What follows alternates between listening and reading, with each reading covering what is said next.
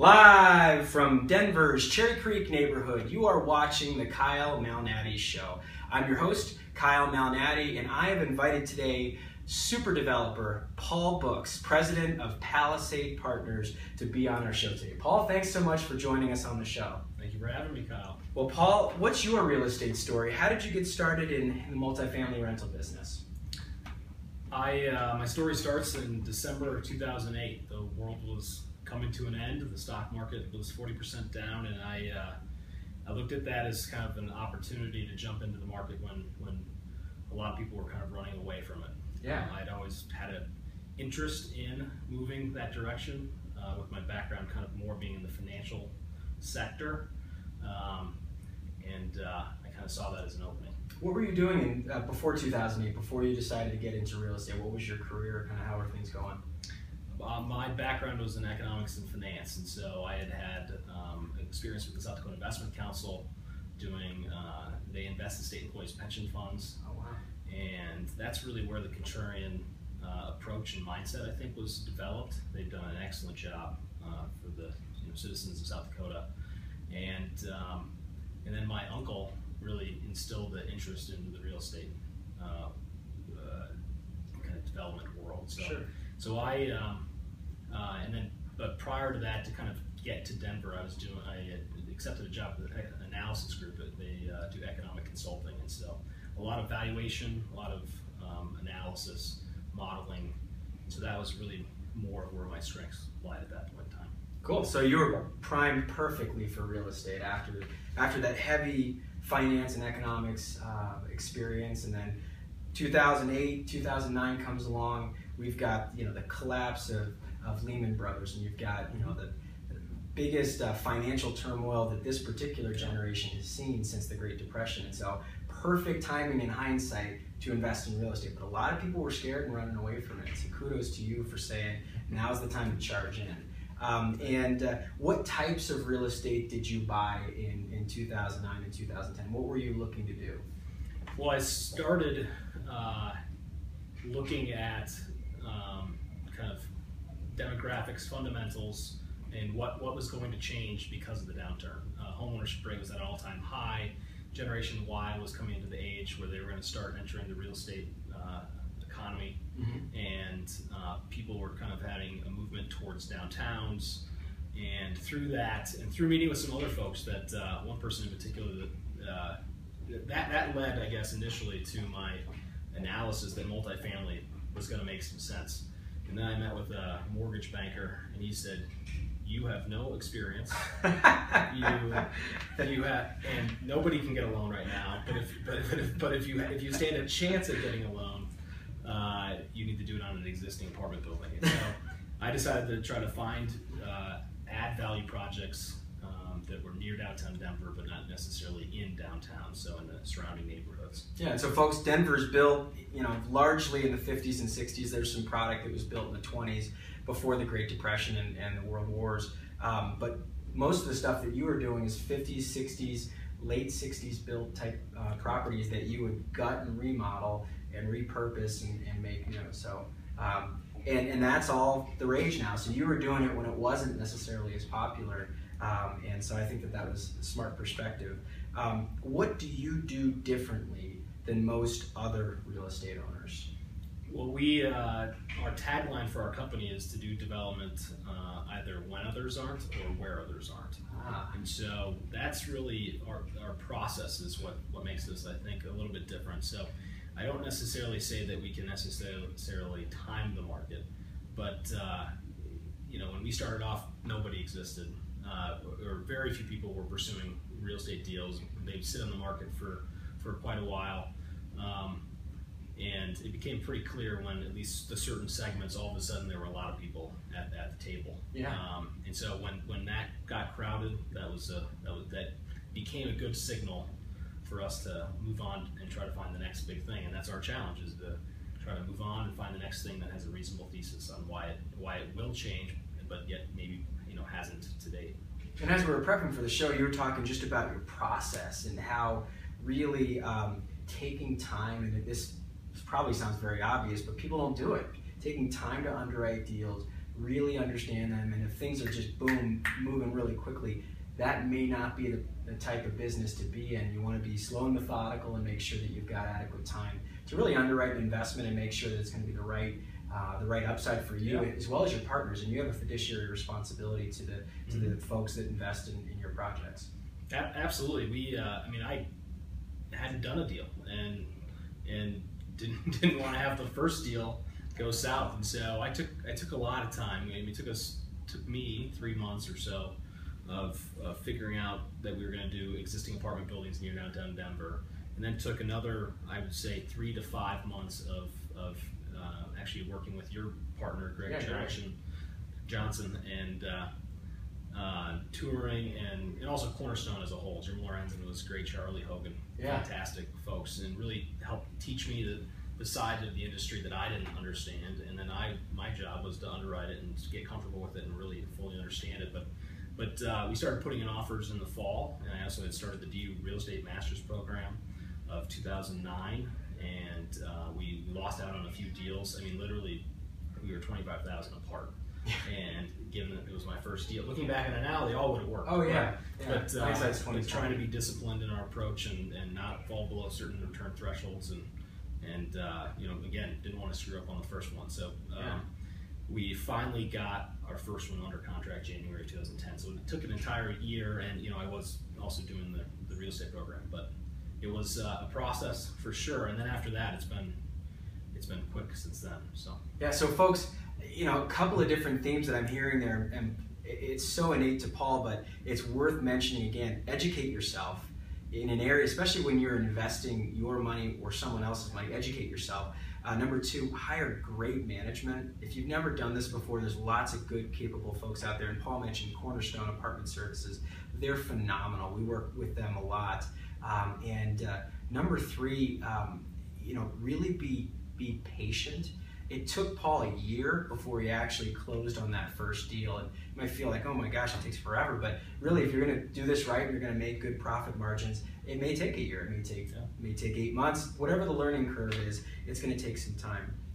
Paul, so you segued then from buying older buildings, gutting and remodeling, to then building new mid-rise apartment buildings all throughout Denver.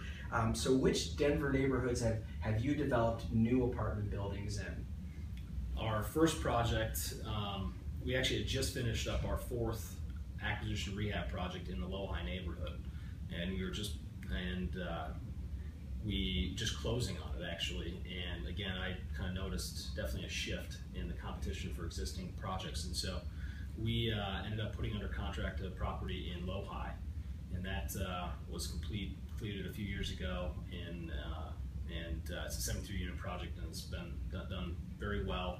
We've also done a project in Uptown. It's a 60-unit project that we sold with yourself. That's right, and Greg as well. Biggest deal Greg and I have ever done, so thank you for that. Absolutely. No, and biggest sale I've ever had. Yeah. So, it goes hand in hand. But and now where are you developing? And we have a 27-unit townhome project in Jefferson Park that's completely sold, and we've sold the first unit, and we're looking on the next 26 closings here, between now and August. Jefferson Park's just north of Mile High Stadium, right? Absolutely. Yep. And we look right across and have great views of the stadium. I can't quite peer in, but it's been a great project.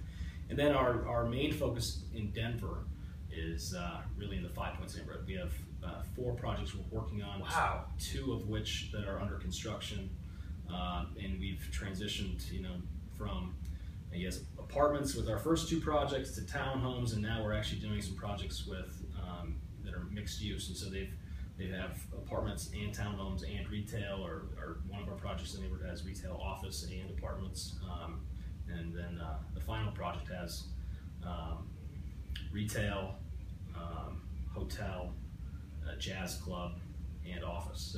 So we've really kind of transitioned, and depending on what the needs are of that area, and also what the buildings are in the area is kind of calling for. Yeah, it's got to be fascinating to pick a neighborhood and say, I'm going to change the fabric or complement the fabric of that neighborhood depending on where the neighborhood's going, and what a wonderful social responsibility And you've done such a great job of, I think, plugging into those different neighborhoods and making good projects that I think will improve the neighborhood over time, but also try to take some of that history from the neighborhood and continue moving that forward. So I compliment you for that. And thank you. You know, how do you feel like the neighborhoods are different?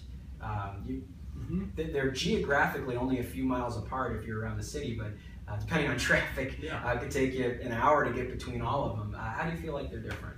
They all have their own personality, and actually that's what makes Denver fantastic. Is it's got definitely downtown, which is, you know, since the mid '90s really come into its own, and then with Union Station and whatnot is kind of going to the next level.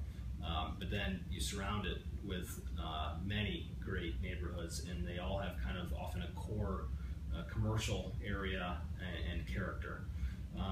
And so, you know, that's been really exciting. And like you said, our work in 5 Points is definitely the most where we've had the ability to be a part of something that could just be amazing. I mean, this is a neighborhood that the city of Denver has hoped would kind of start to turn for a very long time, and just be a part of that, and then do it in an inclusive nature, to really include the community that's there currently, and also bring, you know, new neighborhood services to that area is been fantastic. And so and then just the support from the city and also economic development, the mayor, it's been special, and it's something that may not happen again. So definitely you know, not taking it for granted, the experience there.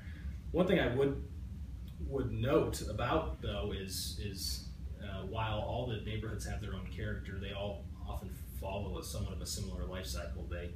They for whatever reason, you know, they haven't, you know, kind of gotten their feet under them, and just a slow churn begins, and all of a sudden it reaches a tipping point, and you look at like a low high and where it's come today. I mean, in 2011 it was nothing like that. Yeah, it's so obvious now, but 2011, then you go back to 2001 or 1995, and I mean, I remember having clients that would buy duplexes in the Highlands, and like, this neighborhood was one of the roughest neighborhoods, and it's now so obvious because it's so close to downtown. But you've got to have people like yourself committed to really developing things and making a good sustainable change. Yeah, well, it's been fun.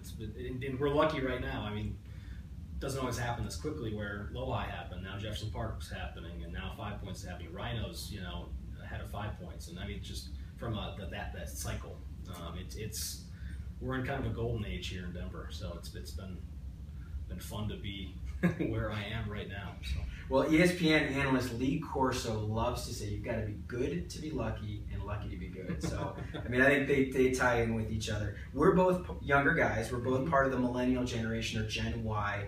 What lesson have you learned being a younger person working with maybe some older generations in real estate and development?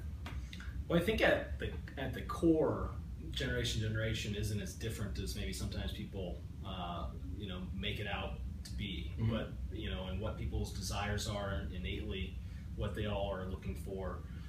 Relationships, I think, are key. But I think it's how people live. It's you know, back in the day, people would have books and records, and that would take up a lot of space in their apartments. Today, it all fits on your phone, and so people don't need as much stuff. They're able to do it with less, and they then really are now turning to the neighborhood as an amenity, as opposed to, you know, their actual unit or the project that they're living in as an amenity, and how is that going to help facilitate relationships in this, you know, age with social media and such. So, but that I would say is the you know, one of the number one drivers that's changing real estate, changing unit sizes, changing, you know, what's attractive about, why is Rhino, you know, just the hip place that it's becoming. I mean, it's pretty phenomenal to be watching, and the cool restaurants that are emerging from neighborhoods like that. So I think it's all driven by the unit's not where it's the neighborhood's the amenity, and I just live in this unit. And it's that mentality.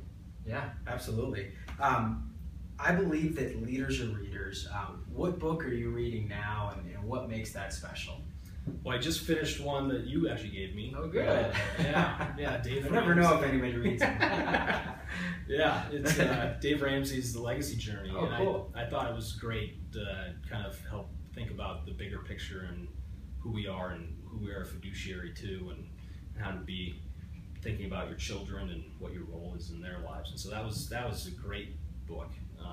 You know, my wife and I are now, it's got us thinking, definitely on us getting on the same page, and then we have a 1 and 3 year old. So, but almost 1 and almost 3 year old there within a month or so. You're a busy guy, developer. You got 2 kids. Holy cow! It's good. And then also I'm now listening. I do a lot of listening too, because I'm in the car to and from work and such. But it's a short history of everything by Bill Bryson. It was written actually a while ago now. I forget if 2002 or 2003, but it starts from the beginning of time and about, it's science based and walks you. I'm currently where Albert Einstein is, you know, figuring out E equals MC squared, but in all the main scientific ideas, and it walks through Isaac Newton until today. So it kind of tries to. I probably could listen to it 3 times before I finally comprehend it all. But it's been a good book to kind of put them in the right order and understand how it all came together. Probably provides great perspective just how our world is developed. And I think the main theme here is that any of these investors that we've had on the podcast constantly educate themselves. Education isn't just about going to school, going to high school and college, and obviously your credentials will help get you in the door, but how you continue to educate yourself is really, really important. And just being intentional, that's what the legacy journey is all about, is intentionally saying, here's what I'm doing today, and this is how it's going to impact not only my children, but my children's children in the future. You know, we always like to share a quote on the Kyle Malnati Show. The quote that you chose was by Jim Rohn, motivational speaker. Commit yourself to something bigger than yourself. And I think that ties in perfectly with what a developer is all about, and social responsibility. I had neglected to share the quote that Daria from our last podcast had said, and it's a Chuck Swindoll quote that she chose. If you are going to achieve excellence in big things, you develop the habit in little matters. Excellence is not an exception. It is a prevailing attitude. I think they both really tie in, and I didn't tell you about that quote, but you know, commit yourself to something bigger, and then obviously, you know, develop the habit in the little day-to-day things to really help build on things that are bigger. Paul, this has been a lot of fun. You mentioned Dave Ramsey. I've got a present for you. If anybody who's watched the show, I love to give out books. My favorite book about how to teach your kids about money is Smart Money, Smart Kids by Dave and his daughter, Rachel Cruz. You know, this is especially important because you and Lacey, not only through business, but then you also have a charity that you're very passionate about called Youth Roots.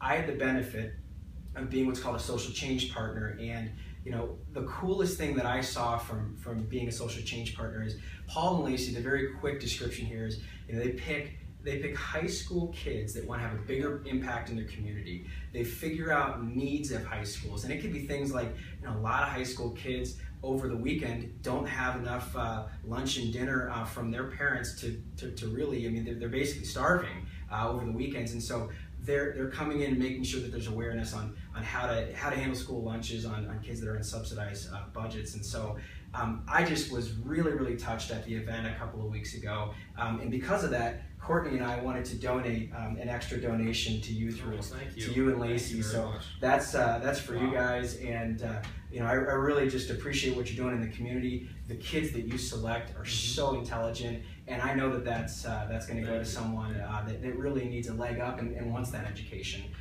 Paul, it's been awesome. I've learned so much. As we love to say on the Kyle Malnati Show, this is where multifamily matters. We'd love to say thanks to Stuart Title for providing us with our location to record, and we'll see you around the neighborhood.